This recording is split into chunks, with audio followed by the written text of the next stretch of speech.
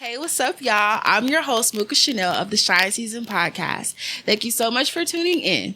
On today's episode, I have the pleasure of having none other than the recording artist, Flyyest. On this episode, we talk about his musical upbringing, his influence, and why his artistry matters to him.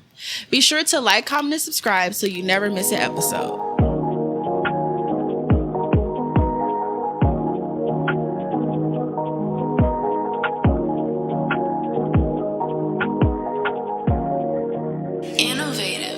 Hey y'all, what's up? I'm Mooka Chanel, your host, and I have the pleasure of having none other than Flyyest.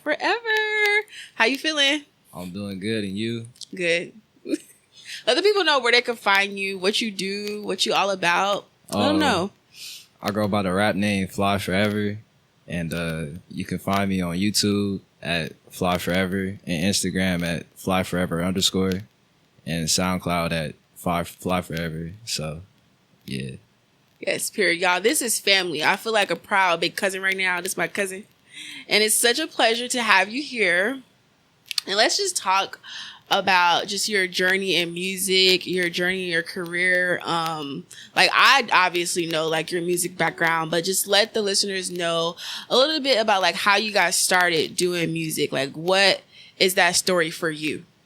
I would say I grew up with music my whole life. Like, I would see my dad do it growing up. So I'll be in the room with him all the time, just watching him record and stuff. And, like, he would, like, play, like, the Watch the Throne album and the, 50 Cent and Game. So, like, it was just, like, I grew up around music all the time. So as I got older, I just had a love for it.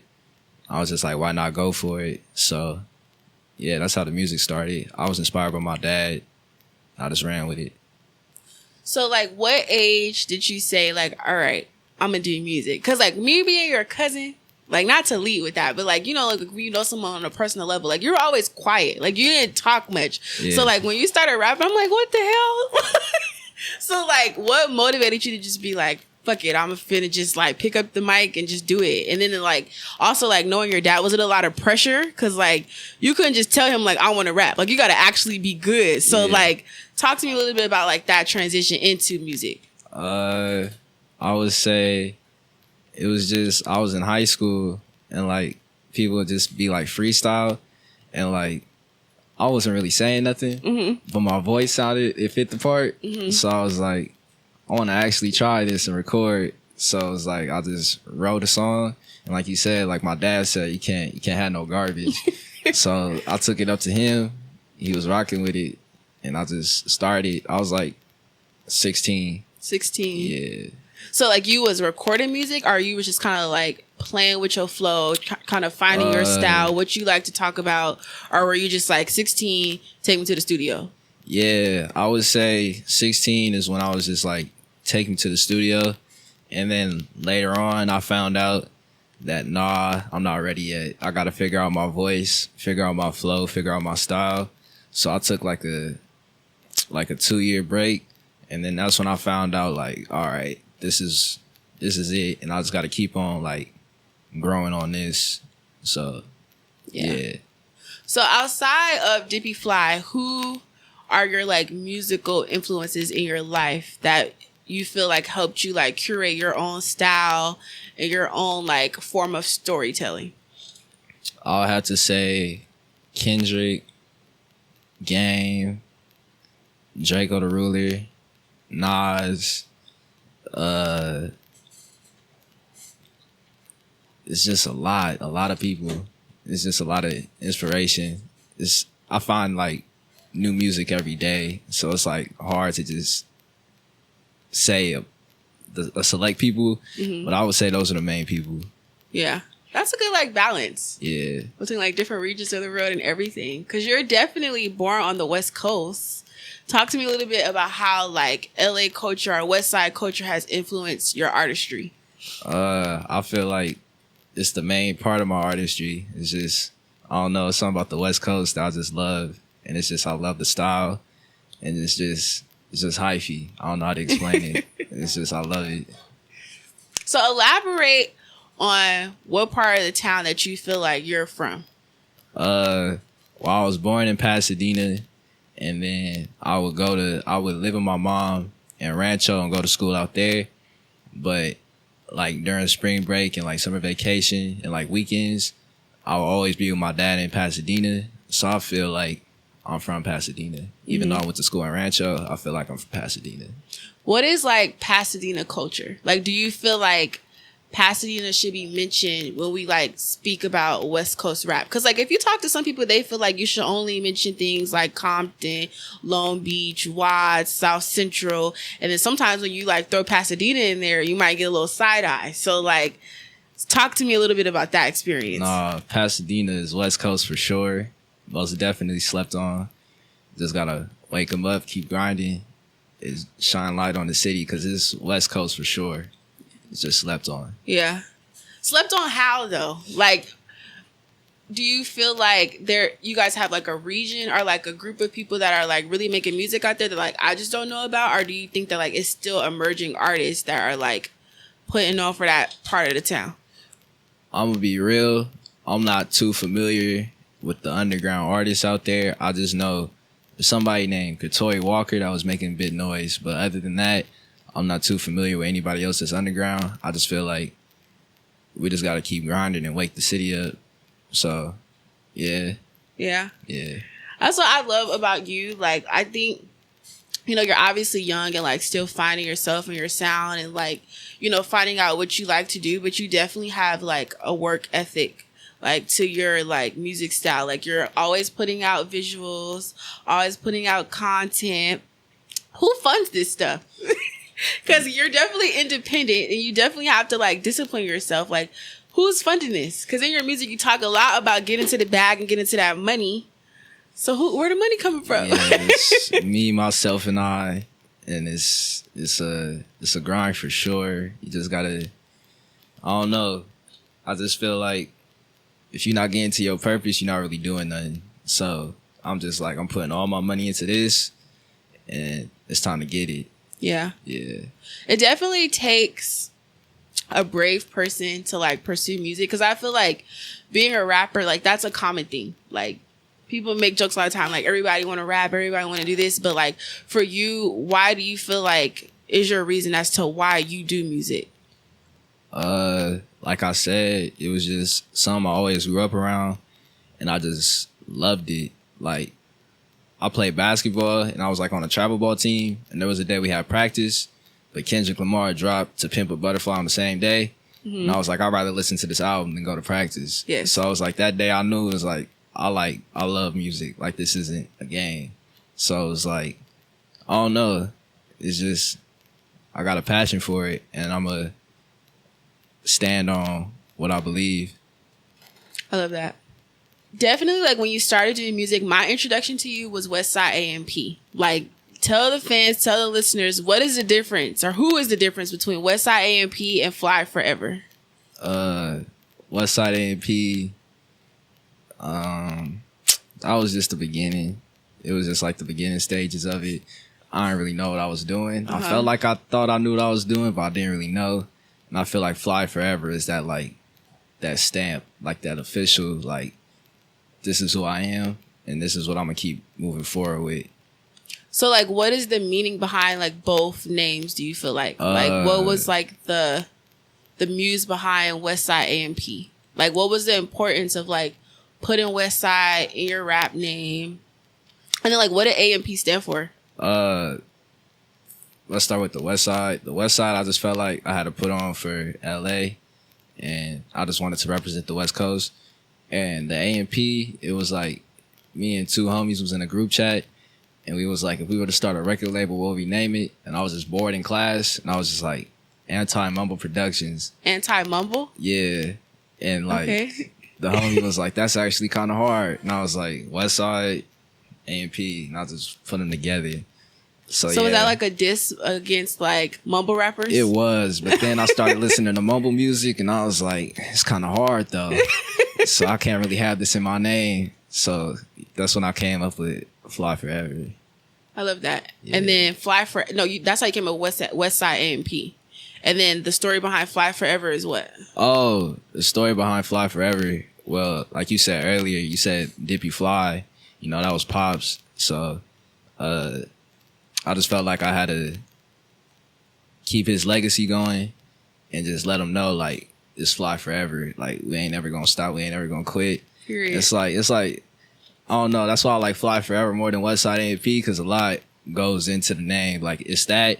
And then it's also like it got to do with the Bible. Like, we trying to fly forever. Like, we trying to be in heaven for eternity. So it's like, it's a lot that goes into the name. Like, we trying to walk into the room fly. Like, I don't know. I feel like the name just, like, it says, like, be yourself to your fullest potential. Like, just be Fly forever.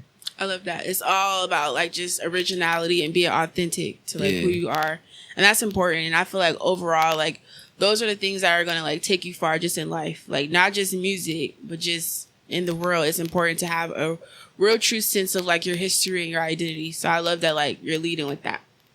But let's talk about your transition, you know, because I feel like I've seen you experiment with different sounds. Definitely seen you do the Christian rap thing. Talk to me a little bit about how like you got started with that. Because I don't know a lot of Christian rappers. Like, I don't know a lot of people saying, like, you know what, I'm going to take this, like, hip-hop genre and then, like, also, like, incorporate it with my faith. So, like, what inspired you to, like, lead with that? It was, like, around when COVID was happening, and I was just really getting closer to God, and I just felt in my spirit, like, I just had to make Christian music for that period of time. So that's all that was about. Yeah. So now, like, definitely listen to your music. You definitely, like, drop hints to the fact that, like, you're still faith-driven. And that's still an element to, like, who you are. But, like, now you're making, quote-unquote, like, worldly music. Mm-hmm. So, like, what has that transition been like? Like, for the people who have known you, like, to rap about a certain thing. And, like, now you're storytelling in a different way. What has that transition been like for you? I mean, the type of music I'm making now is how I started. So, it's like the Christian music was new. That was actually the change. So what I'm doing isn't new. This is how I started. So I don't know. The change wasn't really anything different because it was like, this is how I started. Mm-hmm. Do you think you're one of those people that you can, like, bounce between, like, any genre that you feel like, or you feel like you got to do, like, one thing at a time? Oh no, I feel like I can bounce between any genre, but I want to master one genre first, and then once I feel like I've mastered it and the time is done with that, then it's time to move on to the next one. What do you think is most important? Like, do you think in rap, does lyricism triumph voice and cadence, or do you think it's a voice and cadence over lyricism? Because I feel like certain people, like, in music, their voices are just so, like, cool. Like, when you listen to it, it's like, they may be rapping terribly, but, like, their voice is, like, it make you want to listen. Like, what is your perspective on that whole, like, concept? I don't know. I feel like, for me personally, I feel like it depends on my mood. Like, if I'm just, like, trying to just vibe and I'm not really trying to listen to the lyrics, then I'll throw on something like Playboy Cardi. But if it's like, if I'm trying to, like, listen to the lyrics and, like, really gain some, like, insight or, like, knowledge or, like, hear the bars, then I'll throw on something like Kendrick. But it's like, for me personally, I feel like you can't put one over the other because I feel like you need both. Because it's like, you can have bars, but your voice can be weak. And then it's like, you can have a voice, but your bars is weak. So it's like, I feel like you need both. You need the full package. Yeah. No, that's true. That's true. Like, you need a blend of everything. And that's the thing that transitions me into, like, my next question. Because I feel like sometimes people are, like, really good at, like, lyricism and, like, coming up with those bars and those metaphors to, like, make a song, but they may not have, like, the look or the sound. Like, do you think that you would ever be, like, just a strictly, like, writer for somebody? Or do you feel like being a talent is, like, your purpose? No, I feel like being the talent is my purpose. Yeah. Would you ever have people write for you? No. No? No. Like, never, no help? No. Like, never, no help? Every single bar is mine.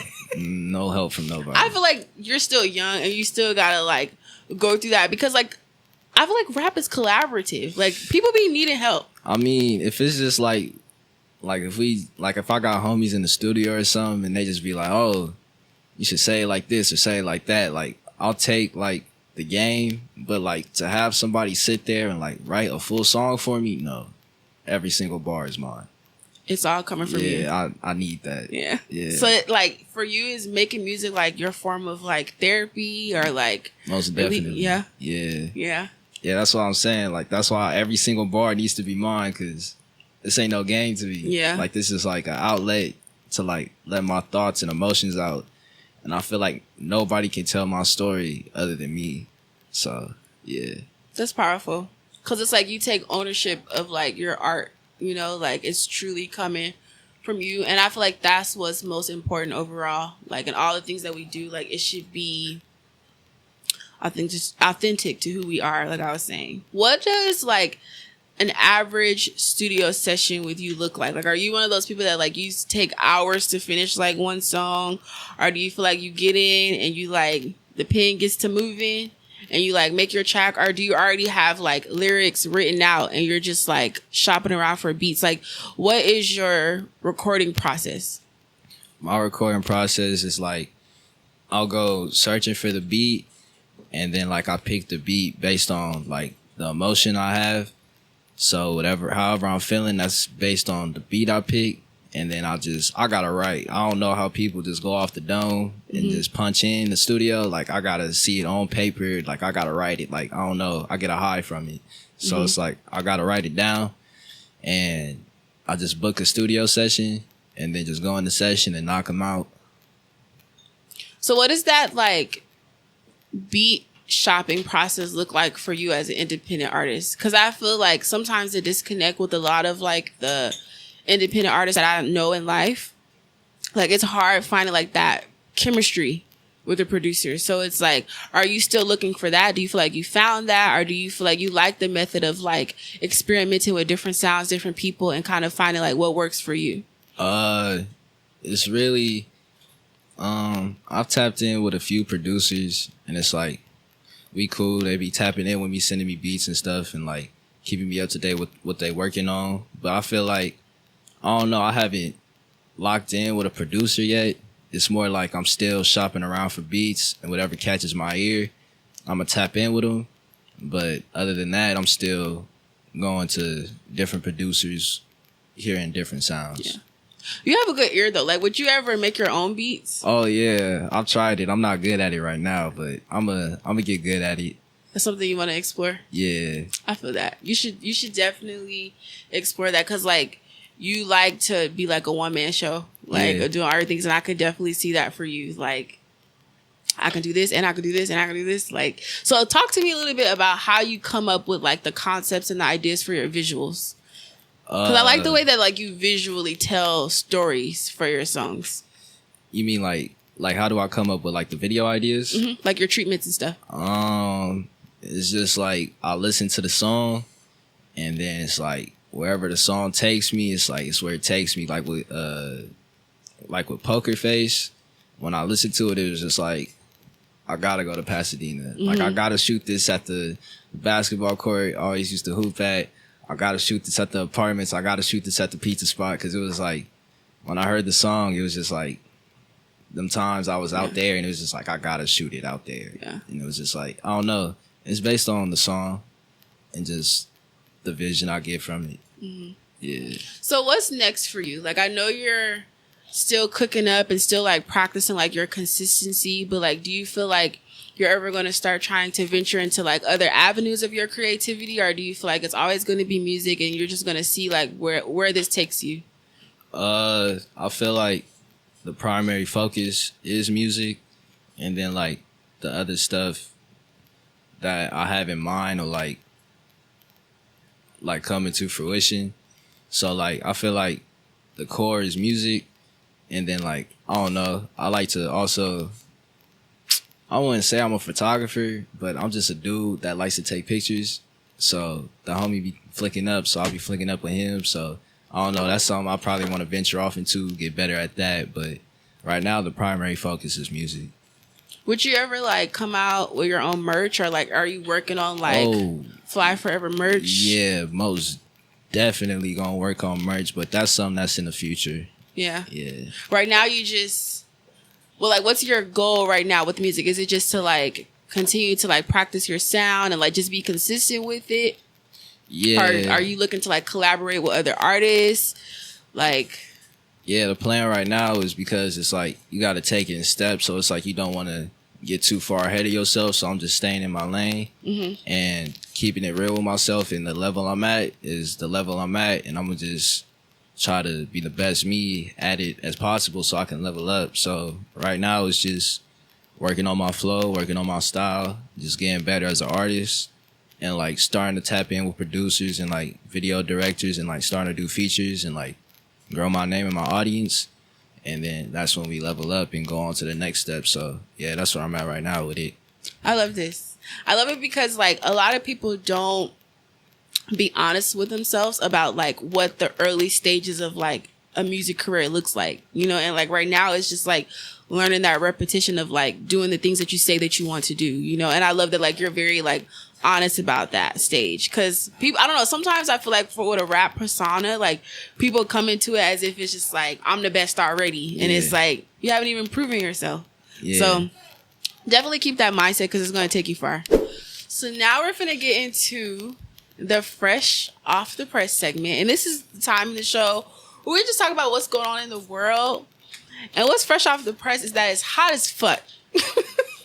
Hot as fuck. In LA County, it has been like the hottest that it's ever been. And I don't know, like, I feel like when it's hot outside, like black people, we don't know how to act. Like we get to tripping. And this heat has definitely been affecting me. Like, has it been hot where you stay? Yeah. Hot as fuck, huh? Do you have AC? I do. I don't have AC. You in the hood now, baby. The fucking fan people. It's so hot, y'all. Like, but you know what? I was reading, like, it's saying that this is the hottest it's ever been, like, climate-wise, ever. And to me, that's definitely, like, a red flag to just be more environmentally friendly. Because climate change is a real thing, y'all. So take that into consideration because it's hot as fuck, and we don't want it to get hotter. So the next segment. Okay, this, you want to shuffle the cards? I don't know how to shuffle. All right, we're gonna. Okay, all right, y'all. So now it is a self-care segment of the show, and this is when we get into like mental health, self-care. You know, like when I started Shine Season, I always wanted to have conversations around mental health because it's important to me. So this is why I do the self-care segment, so that we can highlight these topics. So I'm just finna pull the cards. Usually I make the guests pull the cards, but you can't shuffle. So we're just gonna get into it. Okay. I don't know what I be doing. Just. Oh, I could have did that. I thought you was gonna get crazy. That's all I'm saying. You want to try?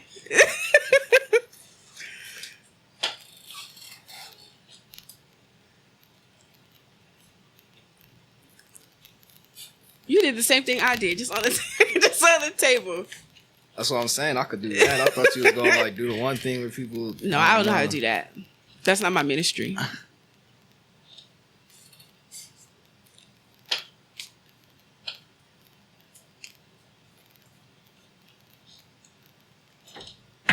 Is that cool? Yeah. You want to pull the card or you want me to do it? You do it. Okay. Okay, so we got a reflection card. I feel like I pulled this last episode. I'm not shuffling right. We're going to do another one. Because I definitely asked somebody that last episode. I remember. So we just going to shuffle again. Okay. Affirmation. Self-care is not selfish. You cannot serve from an empty vessel. That was deep. Ask for help when you need it today. Allow others the chance to help you succeed. Do you agree with that? Do you think that you need others in order to succeed in life? I feel like you do. But at the same time, I feel like you can't rely on others. Like, at the same time, you gotta, like, be one with yourself and, like, do your own thing. But also, at the same time, you do need, like, a supporting cast to keep going. That's real. Like, you do need a village, but you also, like, need to know yourself in order to, like, choose your village. Yeah. You can't just have, like, people around you because they want to be around. So, that was a good card. All right, y'all. So, y'all know I'm a fashion girl, and we got to get into the neighborhood drip dealer segment. And this is the time of the show where I just talk about fashion, talk about what's going on in the world. in the world of looks. And the thing that I want to highlight this episode is the fact that Andre 3000 and Supreme have collabed. So we're just going to get into the visual and get into what he's talking about. So let's watch it. Like, if I ain't creating nothing, I don't feel good. You know, so at a certain point, you got to feed yourself, and sometimes you can't feed on mimicking, but you got to put the time in to figure out who you are and what you are, what you not too. A lot of times, what you not is very important, you know, because you can want to be something, but your strength is actually in something else. That is what makes you start to do your own thing, and that's when your skin start to breathe and you start to like get into your primal self, you know, and your primal self is the best contribution to the planet, you know.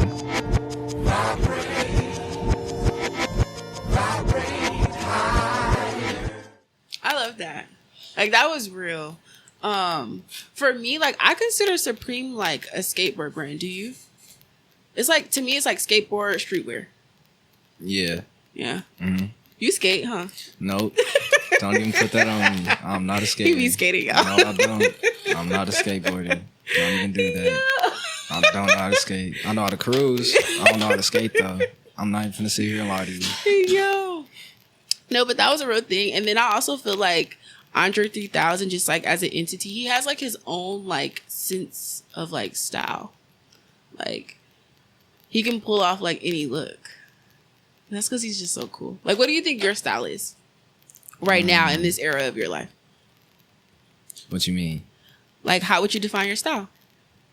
I don't really know how I would define it. I would just say, I don't know. Every time I try to step into any building, I just know I'm the flyest one in there.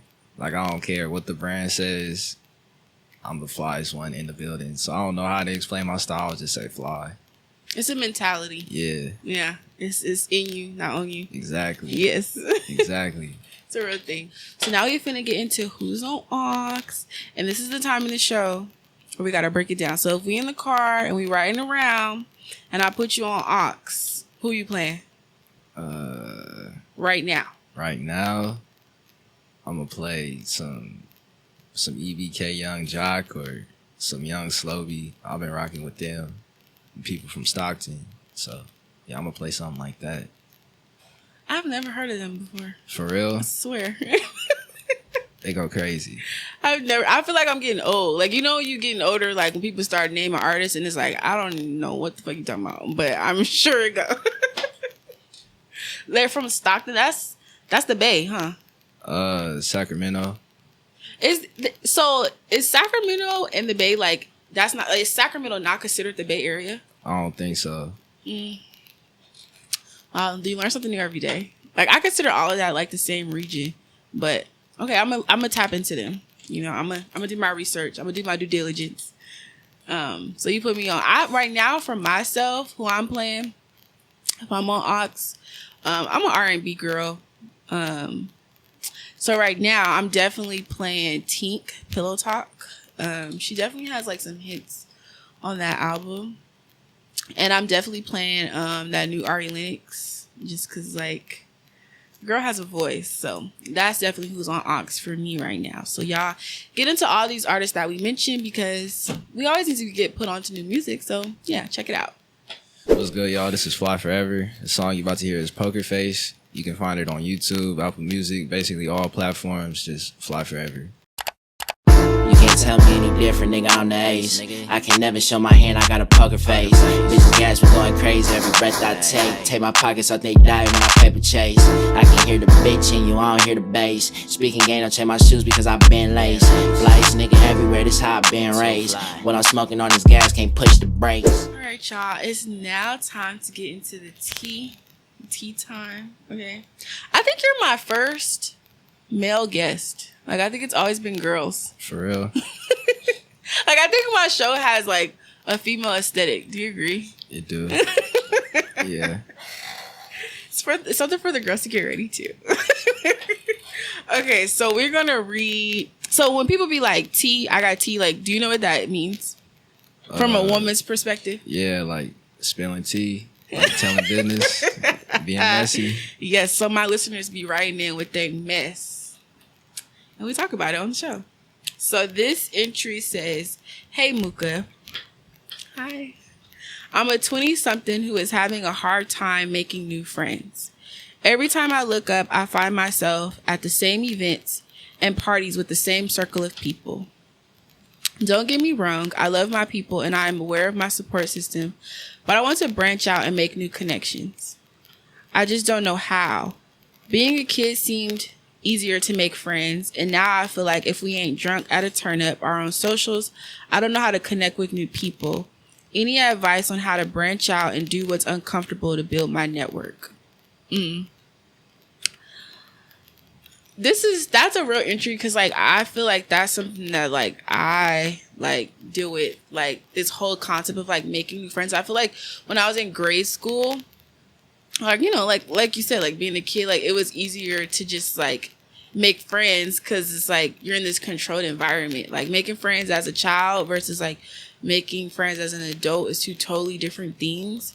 But I think like my advice to this, I guess the way that I'm navigating like even this same scenario, is just finding out things that I like new things that I like, and like putting myself in like those spaces to like meet these new people. Like for example, I really like to do yoga. So like I have this one class it's called R&B yoga. Shout out to R&B yoga. I go to this class and like I try to challenge myself to like actually like engage and like talk to the people that are like at the class, because it's like, okay, if we already have like this common interest, chances are we might like hit it off as friends. So I think like a way that you can possibly meet new friends is like just go to new things, try new things, and just like put yourself out there. Like don't be afraid to like talk to people. Make yourself approachable. Like, because that's another thing, like trying to make friends as an adult, I feel like some people just be like a little standoffish, like, and it's like you don't know how to like come at them. Like you might not want to talk to me. So it's just like, I don't know, like if you're in this space where like you feel like you want to make new connections, just like, I don't know, present yourself to the world as if like you're ready to make new connections, if that makes sense. Like, you know, what do you think? How do you make new friends as an adult? Me personally, I feel like when you don't stress it, that's when it happens. Mm-hmm. So for me, it's just like, just be yourself, just stay on top of your business, and like the people that are supposed to be in your life will come to you. That's good advice. I hope that helped, because I know it's definitely like a struggle trying to meet new people out here, because people be crazy. People be crazy. I got some horror stories that I won't air today, but I hope this helps, and thank you for writing in. All right, y'all, that concludes this episode. Thank you guys all so much for watching. Fly Forever, thank you for joining and coming on my show. I know it's a family thing, but it's a real thing. And I'm so happy to have you. Let the people know again where they can find you. You can find me on Instagram at flyforever_. That's FLYY, the number 4, and then ever_. You can find me on YouTube. Again, it's 2 Y's and the number 4, and then like basically all platforms, just everything Fly Forever. Period. Stream that music. Yes, ma'am. Yes.